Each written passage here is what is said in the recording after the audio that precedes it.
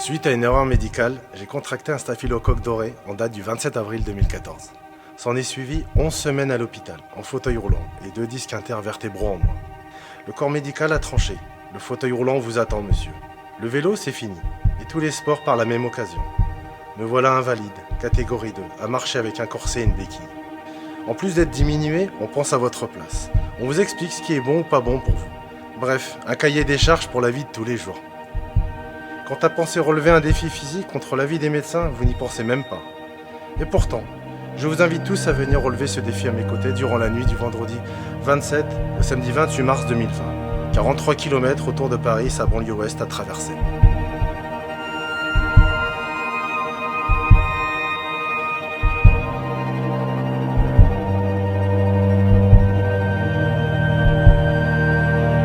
Pas de randonnée sans esprit. Le voici, quelque part entre la terre et le ciel. Dans la marche, j'y ai trouvé des ouvertures, des perspectives si infinies soient-elles. Et une remarque qui mérite toute mon attention, c'est que la marche tant tolérance est une activité commune, une infinité de lieux non délimités, et contrairement à ce que l'on en pense, non délimitables. Si bien qu'on peut les traverser, fréquenter, fouler, en disposer, les posséder, du moins un instant, le temps d'un soupir, sans en être redevable. La marche est une terre généreuse, sans propriétaire, où se déroule une fabuleuse pièce de théâtre. Quand sonnent les 3 coups, le rideau se lève, c'est alors que s'offre à vous l'impossible. Je vous invite à palper l'infini, par-delà une société qui peine à se trouver et à se donner un sens. L'errance à travers la marche est, disons-le tout de suite, la plus recommandée et recommandable des aventures. Paris dort-il? C'est ce que je vous propose de vérifier la nuit du 27 au 28 mars 2020. Du vendredi soir 22h au samedi midi. De la porte d'Aubervilliers en passant par l'Est, le Sud, l'Ouest et pour finir là où tout a commencé. Nous irons en marchant à tue-tête, frapper à toutes les portes pour s'assurer si Paris dort.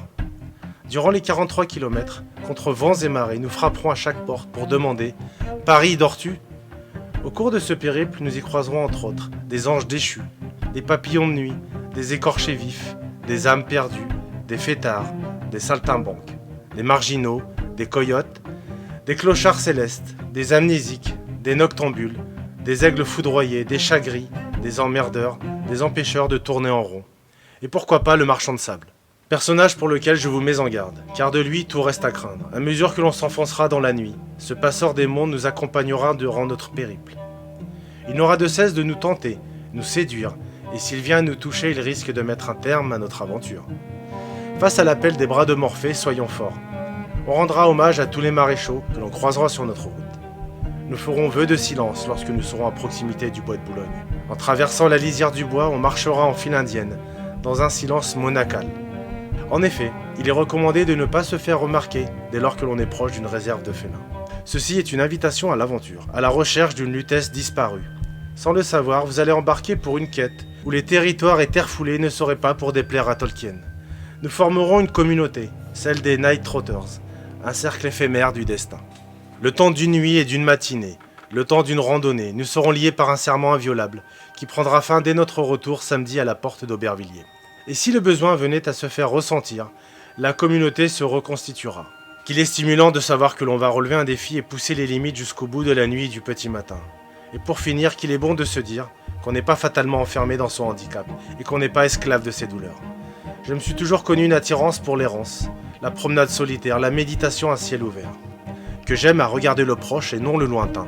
Que j'aime défaire les liens préétablis pour en refaire d'autres à ma convenance. Que m'importe si je termine ou non cette randonnée. Le plaisir résidera dans le fait d'y avoir participé et d'avoir été accompagné. Quant à la postérité, je lui répondrai « J'y étais. Et toi, Paris?